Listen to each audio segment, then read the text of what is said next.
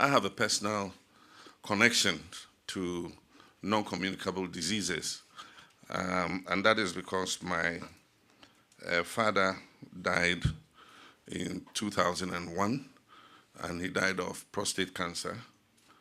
My mother died in 2016, and she died of complications of high blood pressure and diabetes.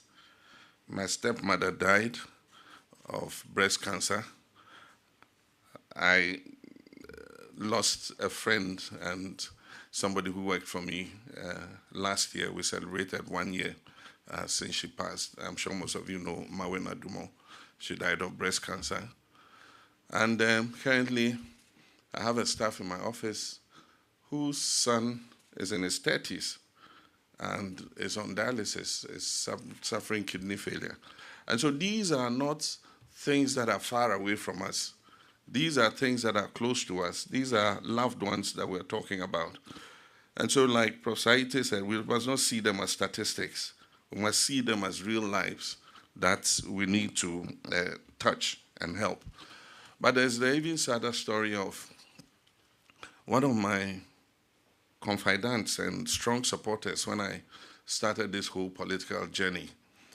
He was an assemblyman, and he was an executive of our party in Bole Bamboi, where I started my political career as a member of parliament. Very close to me, went everywhere with me. Anytime I went back to the constituency, he was in charge of the southern zone, and so anywhere I went, he went with me.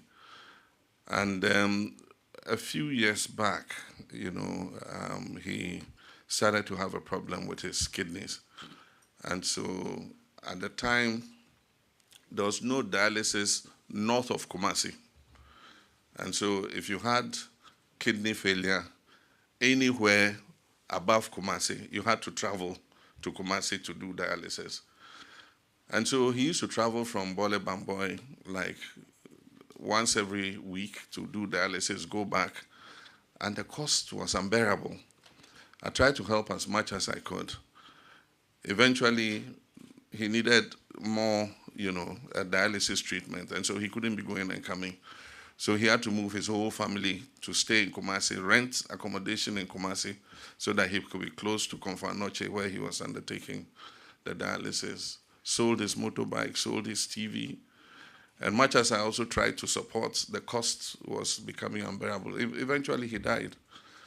And he died leaving poverty behind because he sold all his assets to be able to look after himself. And so we had to take care to support some of the children to be able to finish school and all that. These are real stories. And that is why what we're doing today is important, because it will touch a lot of lives.